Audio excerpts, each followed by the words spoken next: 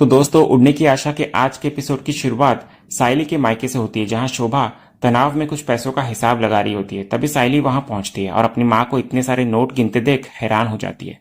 जब वो इसके बारे में पूछती है तो शोभा उन पैसों को साइली के हाथ में देते हुए कहती है कि वो इन पैसों को अपने पास रख ले। इधर साइली के बार बार पूछने पर शोभा कहती है कि जूही ने उन्हें वकील की फीस के बारे में बताया था, जो बाड़ू को छुड़ाने के लिए 5 लाख रुपए मांग रहा है। शोभा बताती है कि वे किसी तरह सिर्फ 1.5 लाख रुपए का ही इंतजाम कर पाई है और ये पैसे जूही की शादी के लिए बनवाए हुए गहने को गिरवी रखकर आए हैं। तो ये सुनकर साइली परेशान हो जाती है और पूछती है कि उन्होंने ऐसा क्यों किया। तभी जूही भी वहां आती है और साइली को समझाती है कि ये सिर्फ उनकी और जीजू की समस्या नहीं बल्कि पूरे परिवार की समस्या है। शोभा भी भावुक होकर कहती है कि वे अपने दामाद का सामना नहीं कर पा रही है, क्योंकि वे बाड़ू के लिए बहुत कुछ कर रहे हैं, यहाँ तक कि अपने ही परिवार के खिलाफ हो गए हैं। इसलिए वो नहीं चाहते कि उनकी गलती की सजा सचिन को भुगतनी पड़े। इस पर साइली अपने गहने गिरवी रखने का सुझाव देती है, लेकिन शोभा इस पर भड़क जाती है और कहती है कि वे गहने उनके दामाद की मेहनत की कमाई है, इसलिए साइली को ऐसा सोचने की भी जरूरत नहीं है। इसके बाद शोभा साइली को अपना मंगलसूत्र और कुछ चूड़ियां देती है और कहती है कि इन चीजों को भी बेचकर कुछ पैसों का इंतजाम हो सकता है। तो साइली ये सुनकर और भी दुखी हो जाती है, क्योंकि वे गहने उसके स्वर्गीय पिता की आखिरी निशानी होती है। शोभा साइली को समझाती है कि बाड़ू भी उनका ही खून है और उसकी गलती की सजा उन्हें भुगतनी चाहिए, ना कि साइली और सचिन को। वो कहती है कि अगर बाड़ू को कुछ हो गया तो इन निशानियों का कोई मतलब नहीं रहेगा। वो ये भी मानती है कि अगर आज उनके पिता जिंदा होते तो वो भी वही करते। जूही भी साइली को समझाती है कि भले ही बाड़ू हमेशा कोई ना कोई मुसीबत खड़ी करता हो, लेकिन वे उसे और जीजू को इस मुसीबत में नहीं डाल सकते। साइली ये सब सुनकर रोने लगती है। इस पर शोभा उसे गले लगाकर कहती है कि उनके पास इस दुख को सहने के अलावा और कोई रास्ता भी नहीं है। वो साइली को समझाती है कि इन निशानियों के न होने से उसके पिता उनकी यादों से कहीं नहीं जाएंगे। जूही भी कहती है कि यह समय भावुक होने का नहीं बल्कि प्रैक्टिकल होने का है। फिर अंत में हम देखते हैं कि साइली को जूही और शोभा संभालती हुई नजर आती है। दूसरे सीन में अनीश सचिन को एक आदमी से मिलवाने ले जाता है जो उन्हें पैसे उधार दे सकता है। सचिन अनीश को पूछता है कि क्या यहाँ उसका काम हो जाएगा, जिस पर अनीश जवाब में कहता है कि ये तो थोड़ी देर में पता चल जाएगा, लेकिन उसने उस आदमी को बताया है कि उन्हें पैसों की सख्त जरूरत है और उसे लगता है कि यहाँ काम जरूर होगा। फिर वो आदमी आता है और अनीश उसे कहता है कि यही सचिन भाऊ है जिसके बारे में उसने फोन पर बात की थी। सचिन उस आदमी को बताता है कि उसे अर्जेंट पैसों की जरूरत है, जिस पर वो आदमी सचिन की फाइल देखने के लिए उसका फाइल मांगता है। फिर फाइल देखने के बाद वो आदमी कहता है कि सचिन का पुराना लोन लगभग खत्म होने वाला है और वो अपनी ईएमआई भी समय पर भरता रहा है। उसके अच्छे रिकॉर्ड के आधार पर वो केवल 1,75,000 का टॉपअप लोन दे सकता है। तो ये सुनकर सचिन निराश हो जाता है, क्योंकि उसे 5 लाख की जरूरत होती है। वो आदमी फिर कहता है कि इतना बड़ा अमाउंट सिर्फ उसकी गाड़ी बेचने पर ही मिल सकता है। तो सचिन साफ मना कर देता है, क्योंकि उसकी टैक्सी ही उसकी रोजी रोटी है। वो उस आदमी से सिर्फ 2 लाख का इंतजाम करने की गुजारिश करता है, बाकी का पैसा वो कहीं और से जुटाने की बात करता है। लेकिन वो आदमी मोल भाव करने से इनकार कर देता है और कहता है कि वो सिर्फ अनीश के कारण 1,75,000 ही दे सकता है। तभी अनीश उस आदमी को भरोसा दिलाता है कि सचिन पैसे के मामले में एकदम पक्का आदमी है और उसकी ईएमआई भी वो समय पर भर देगा। लेकिन वो आदमी कहता है कि बात ईएमआई की नहीं बल्कि सिक्योरिटी की है और गाड़ी की कीमत के हिसाब से ही पैसे मिल सकते हैं। इस पर सचिन कहता है कि सिर्फ गाड़ी की कीमत नहीं बल्कि इंसान की जुबान की कीमत भी देखी जानी चाहिए। वो जुबान देता है कि वो एक भी ईएमआई मिस नहीं करेगा। वो यहाँ तक कहता है कि अगर उससे कोई ईएमआई मिस हुई तो उसकी गाड़ी वो ले सकता है, इससे उसे कोई ऐतराज नहीं। सचिन की ये बात सुनकर वो आदमी सहमत हो जाता है और 2 लाख देने के लिए तैयार हो जाता है।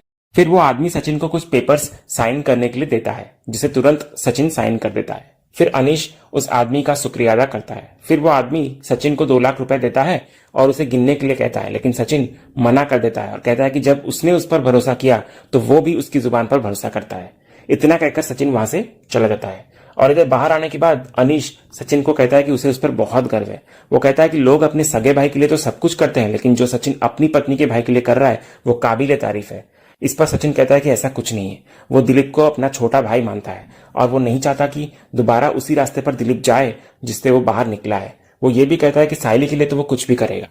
दूसरे सीन की शुरुआत रिया से होती है, जो कि आकाश से पिछली रात के व्यवहार के लिए माफी मांगती है। वो स्वीकार करती है कि उसने उस पर ज्यादा ही गुस्सा किया और अपनी गलती मानती है कि जहां उसे आकाश के साथ मिलकर उसकी तरक्की का जश्न मनाना चाहिए था, वहीं उसने पूरा माहौल खराब कर दिया।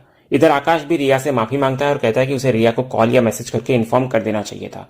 वो रिया से कहता है कि उसकी सारी जीत उसके बिना अधूरी है और उसकी जिंदगी भी उसके बिना अधूरी है। ये सुनकर रिया बहुत खुश होती है और बहुत गर्व भी महसूस करती है। वो फिर आकाश से प्रमोशन की पूरी कहानी पूछती है।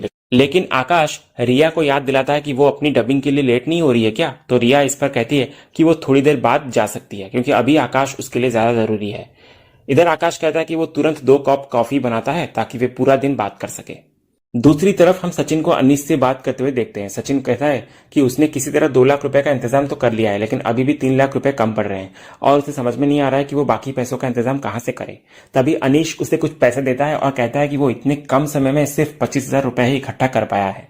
तो सचिन नाराज होकर अनीश को डांटता है और कहता है कि उसे ये सब करने की कोई जरूरत नहीं थी।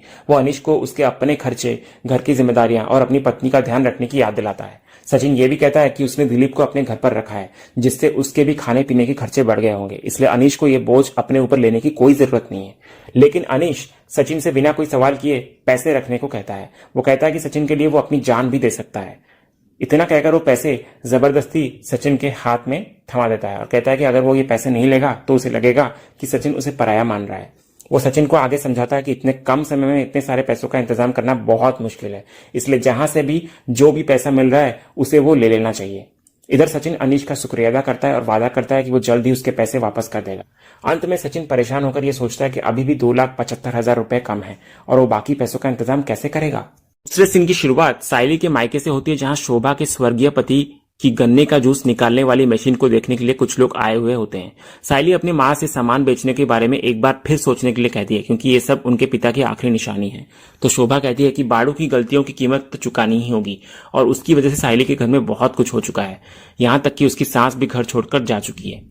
इधर सामान खरीदने आए लोग मशीन को देखकर कहते हैं कि ये तो कबाड़ हो चुका है और वे सिर्फ इसके 5,000 ही दे सकते हैं। तो जूही ये सुनकर चौंक जाती है और कहती है कि ये तो अच्छी खासी मशीन है और वो इसे कबाड़ कह रहे हैं। तभी दूसरा आदमी शोभा के कंगन और मंगलसूत्र को देखकर 25,000 रुपए की कीमत लगाता है। तो साइली उनसे कहती है कि ये सामान भले ही उनके लिए मामूली हो, लेकिन उनके लिए अनमोल है क्योंकि ये उनकी पिता की यादें हैं। इस पर वो आदमी कहता है कि यादों के पैसे नहीं मिलते और अगर उन्हें ये सब बेचना है तो इसकी कीमत यही होगी। वो ये भी कहता है कि उन्हें लगा था कि बेचने के लिए कुछ अच्छा सामान होगा, लेकिन यहाँ तो कुछ भी नहीं है। इस पर शोभा उस आदमी से इन गहनों के लिए 30,000 और मशीन के लिए 7,000 देने को कहती है, जिस पर वो आदमी तुरंत मान जाता है और पैसे शोभा को देता हुआ नजर आता है। तभी सचिन वहां आता है और पूछता है कि ये सब हो क्या रहा है। तो साइली उसे कहती है कि वे बाड़ू के लिए पैसे जमा करने के लिए सामान बेच रहे हैं। तो ये सुनकर सचिन तुरंत उन आदमियों के हाथ से गहने ले लेता है और उनके पैसे उन्हें वापस कर देता है। वो उन लोगों से कहता है कि उन्हें उनके पैसे मिल गए हैं, लेकिन सामान यहीं रहेगा, इसलिए वो वहां से चले जाएं। तो वो आदमी लोग गुस्सा होकर वहां से चले जाते हैं। तभी सचिन शोभा को गहने लौटाते हुए कहता है कि इस तरह से त्याग करने की कोई जरूरत नहीं है क्योंकि वो खुद उनके लिए खड़ा है। साइली बेबस होकर समझाती है कि आई और जूही सिर्फ मदद करना चाहती थी, लेकिन शोभा साफ करती है कि ये उसका ही फैसला था क्योंकि वो अपने जमाई पर और बोझ नहीं डालना चाहती थी। सचिन भावुक होकर कहता है कि यह बोझ नहीं है बल्कि उसका फर्ज है। वो अजनबियों की मदद करता है तो अपने परिवार का साथ कैसे नहीं देगा। वो उनसे आग्रह करता है कि आगे से ऐसा कदम ना उठाएं और उस पर भरोसा करें। इसके बाद सचिन साइली से भी पूछता है कि जो मशीन उसके लिए बाबा की यादों का सहारा थी उसे वो कैसे बेचने को राजी हो गई। तो साइली जवाब में कहती है कि आई का मानना है कि बाड़ू की गलती की सजा सबको भुगतनी ही पड़ेगी। इतने में शोभा सचिन को कहती है कि जूही के गहनों को गिरवी रखकर 2 लाख रुपए जुटाए गए हैं ताकि मदद हो सके। सचिन ये सुनकर हैरान रह जाता है, लेकिन शोभा कहती है कि अगर किस्मत में होगा तो गहने वापस मिल जाएंगे। इतना कहकर वो पैसे सचिन को थमा देती है। उसके बाद सचिन साइली से कहता है कि उसे उसकी जरूरत है और उन्हें तुरंत निकलना होगा। इतना कहकर वो साइली को अपने साथ ले जाता है। दूसरी तरफ सचिन और साइली दोनों पैसे गिनने में लगे होते हैं। गिनती के बाद सचिन कहता है कि उसके पास कुल 38,000 रुपए हुए। इसके बाद साइली भी अपने पैसे जोड़ती है और दोनों मिलाकर उनके पास 4,33,000 रुपए हो जाते हैं। पैसे कम पड़ते देख साइली सुझाव देती है कि वो अपनी स्कूटी बेच सकती है, लेकिन सचिन गुस्से में कहता हुआ नजर आता है कि ये गलत होगा क्योंकि स्कूटी ही उसका काम चलाने का जरिया है। वो खुद उदाहरण देकर समझाता है कि अगर वो अपनी टैक्सी बेच भी दे तो घर कैसे चलेगा। इधर साइली परेशान होकर पूछती है कि अब आगे क्या किया जाए।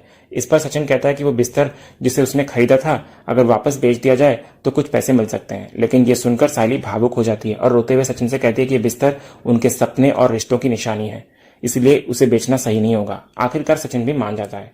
इसी बीच परेश वहां आता है और सचिन को बुलाकर 45,000 रुपए थमा देता है। सचिन पैसे लेने से मना करता है, लेकिन परेश जिद करके कहता है कि यह परिवार की मदद है और वो अपने परिवार के लिए कुछ भी कर सकता है। अंत में साइली हाथ जोड़कर परेश का धन्यवाद करती है और परेश वहां से चला जाता है। इसके बाद सभी पैसे मिलाकर कुल रकम 4,78,000 रुपए की होती है, मगर अभी भी 22,000 की कमी रह जाती है। इस पर सचिन फैसला करता है कि वो वकील से जाकर कहेगा कि पहले यही रकम ले ले और बाकी पैसे वो बाद में चुका देगा। उसके बाद सीन शिफ्ट होता है वकील के ऑफिस की ओर। यहाँ सचिन और साइली दोनों पैसों का बैग लेकर पहुंचते हैं। सचिन बड़े संकोच के साथ सारे पैसे टेबल पर रखते हुए कहता है कि उन्होंने कुल 4,78,000 रुपए ही जुटाए हैं, अभी 22,000 की कमी है। वो वकील से गुजारिश करता है कि थोड़ा समय मिल जाए तो बाकी रकम भी वो जल्दी पूरा कर देगा। साइली भी अपनी तरफ से वकील को समझाती है कि यह रकम जुटाने के लिए उन्होंने कितनी मेहनत की है। वो बताती है कि सचिन ने अपनी गाड़ी तक गिरवी रख दी और उसने खुद अपनी बहन की गहने तक दे दिए। सारी बचत इसमें डाल दी गई है, इसलिए वो चाहती है कि वकील उनकी ये मेहनत बेकार न जाने दे। वकील उनकी हालत देखकर भावुक हो जाता है। वो कहता है कि पैसे से भी बड़ी चीज भरोसा होती है और ये भरोसा उसे सचिन और साइली पर है। साइली इधर घबराते हुए पूछ लेती है वकील से कि क्या अब उसके भाई को जेल से छुटकारा मिल जाएगा। इस पर वकील आत्मविश्वास से कहता है कि अब जब पैसे भी आ गए हैं तो ये केस उसके लिए आसान हो गया है। फिर वो साफ कर देता है कि अब उनके भाई की रिहाई तय है। हालांकि सचिन थोड़ा असमंजस में होता है, तो वो वकील से पूछता है कि जब रेणु का केस वापस लेने को तैयारी नहीं है तो फिर ये मामला खत्म कैसे होगा। इस पर वकील मुस्कुराकर कहता है कि रेणुका जैसी शख्सियतों को संभालना उसका काम है और उसे बखूबी आता है कि ऐसे लोगों से कैसे निपटना है। इतना सुनकर सचिन और साइली दोनों राहत की सांस लेते हैं। चेहरे पर संतोष झलकता है और वे वकील का आभार जताकर वहां से निकल जाते हैं। दूसरे सीन में हम देखते हैं कि वकील सीधे रेणुका के घर पहुंचता है। वो रेणुका को कहता है कि वो दिलीप का केस देख रहा है जिस पर रेणुका ने चोरी का आरोप लगाया है। तो रेणुका गुस्से में साफ कहती है कि दिलीप पहले से ही चोरी जैसी हरकतों में शामिल रहा है। पहले बाइक की चोरी को उन्होंने नजरअंदाज कर दिया, लेकिन इस बार जब उसका पर्स गायब हुआ तो उसने केस दर्ज करवाना ही सही समझा। वो मानती है कि साइली के परिवार ने चालाकी से अपनी बेटी को उनके घर में घुसा दिया ताकि फायदा उठा सके वो। इधर वकील शांत अंदाज में समझाता है कि हर मसले को पैसों के नजरिए से देखना सही नहीं है। आखिरकार दिलीप अभी नौजवान है और पहली बार ऐसी गलती में पकड़ा गया है, तो कोर्ट भी इसे पारिवारिक विवाद मानकर हल्की सजा और जुर्माने पर छोड़ देगा। लेकिन रेणुका अड़ी रहती है कि वो दिलीप को जेल जाते हुए देखना चाहती है। फिर वकील रेणुका को मनाने की कोशिश करता है कि केस को लंबा खींचने से कुछ हाथ नहीं आएगा, बल्कि बदनामी और कोर्ट कचहरी के चक्कर ही मिलेंगे। इसी बीच वो ये भी संकेत देता है कि अगर रेणुका केस वापस ले लेती है तो उसे उसकी कीमत भी मिलेगी। तो रेणुका इस प्रस्ताव को सुनकर चौंक जाती है और पैसों की मांग रखती है। वकील पहले 50,000 और फिर 1,00,000 का ऑफर करता है, लेकिन रेणुका इसे नकार देती है। आखिरकार वो 2,00,000 रुपए की शर्त रखती है और वकील तुरंत मान भी जाता है। रेणुका मन ही मन सोचती है कि वकील इतनी आसानी से मान गया, मतलब वो और भी ज्यादा पैसे मांग सकती थी। उसके बाद वकील रेणुका से एक कागज पर साइन करवाता है जिसमें लिखा होता है कि यह मामला पारिवारिक है और वो ये केस वापस लेना चाहती है। रेणुका इस शर्त पर चिंता जताती है कि अगर पैसे ना मिले तो क्या होगा, तो इस पर वकील तुरंत रकम निकालकर उसके सामने रख देता है। तो आखिरकार रेणुका पैसों के आगे झुक जाती है और कहती है कि कल वो थाने जाकर लिखित में केस वापस ले लेगी। वो दस्तावेज पर साइन कर देती है और वकील संतुष्ट होकर वहां से निकल जाता है। दूसरे सीन में हम देखते हैं कि शकुंतला और रेणुका अंदर कमरे में आती हैं, जहां शकुंतला रेणुका से कहती है, अरे वाह रेणु, तू तो लखपति बन गई। तो रेणुका भी खुशी खुशी बताती है कि उसे कितनी आसानी से 2,00,000 रुपए मिल गए। फिर वो शकुंतला को पैसे अपने पास सुरक्षित रखने को कहती है, जिसे शकुंतला अपने कबर्ड में ताला लगाकर रख देती है। इधर शकुंतला रेणुका को याद दिलाती है कि वो हमेशा कहा करती थी कि साइली किसी काम की नहीं है, लेकिन आज उसी की वजह से वो 2,00,000 रुपए की मालकिन बन गई। इस पर रेणुका कहती है कि ये पैसे उसे मुफ्त में नहीं मिले, बल्कि ये उसके चोर भाई को जेल जाने से बचाने की फीस है। वो शकुंतला को फिर पैसे संभाल कर रखने के लिए कहती है और खुद पुलिस स्टेशन जाकर शिकायत वापस लेने के लिए निकल जाती है। दूसरी तरफ सचिन को वकील का फोन आता है। सचिन उनसे दिलीप के केस के बारे में पूछता है और कहता है कि सब कुछ उन पर निर्भर करता है। तो वकील कहता है कि जो लोग न्याय पर भरोसा रखते हैं उन्हें न्याय मिलता है, और इस केस में भी ऐसा ही हुआ है। वकील कहता है कि सचिन की मां ने कुछ मिनट पहले ही केस वापस ले लिया है और एक पारिवारिक मामले के रूप में लिखित कार्रवाई पर भी हस्ताक्षर कर दिए हैं। तो वकील ने यह भी कहा कि उन्होंने खुद रेणुका को मनाया और वो दिलीप के भविष्य को देखते हुए मान गई। ये खबर सुनकर सचिन बहुत खुश हो जाता है और वकील को धन्यवाद देता है। वो उन्हें वकील नहीं बल्कि जादूगर कहता है। तो वकील कहता है कि उसने तो सिर्फ अपनी नौकरी की है और अब दिलीप और उसकी पढ़ाई दोनों सुरक्षित हैं। इधर फोन रखने के बाद सचिन खुशी से साइली को बताता है कि उसकी मां ने केस वापस ले लिया है। ये सुनकर परेश और साइली दोनों खुश हो जाते हैं। तभी तेजस वहां आता है और सचिन को बकवास ना करने के लिए कहता है। सचिन जवाब में कहता है कि बकवास करना उसका काम नहीं है और वो तो बस बहुत खुश है, इसलिए चाहे वो चिल्लाए या नाचे, तेजस को इससे क्या फर्क पड़ता है। तेजस फिर परेश को कहता है कि वे सब यहाँ रेणुका के लिए परेशान है और ये सचिन जश्न मना रहा है। इस पर सचिन कहता है कि उसकी खुशी की वजह भी रेणुका ही है। सचिन फिर परेश को कहता है कि पहली बार उसे लग रहा है कि उसकी मां ने परिवार के बारे में सोचकर कुछ किया है। तभी रिया भी वहां आती है और सीधे सीधे सचिन से पूछती है बात क्या है। सचिन खुशी से रिया को बताता है कि उसकी मां रेणुका ने केस वापस ले लिया है। तो ये सुनकर रिया खुश हो जाती है, लेकिन रोशनी और तेजस वहीं खड़े उनके चेहरे उतर जाते हैं। रोशनी मन ही मन सोचती है कि काकू ये सब करने के लिए मान कैसे गई, मुझे इस बात का पता लगाना ही होगा। और इसी सीन के साथ ही आज का ये एपिसोड यहीं खत्म होता है। तो दोस्तों आज का ये वीडियो आपको कैसा लगा कमेंट के जरिए हमें जरूर बताइएगा और कमेंट में हाइप करना भी मत भूलिएगा और वीडियो को लाइक भी कीजिएगा, शेयर भी कीजिएगा और सब्सक्राइब करना तो बिल्कुल भी मत भूलिएगा ताकि ऐसे ही रोज लेटेस्ट एपिसोड के अपडेट्स आप टेलीविजन से पहले पा सकें। तो मिलते हैं हम एक नए एपिसोड के रिव्यू में, तब तक के लिए स्वस्थ रहें, मस्त रहें।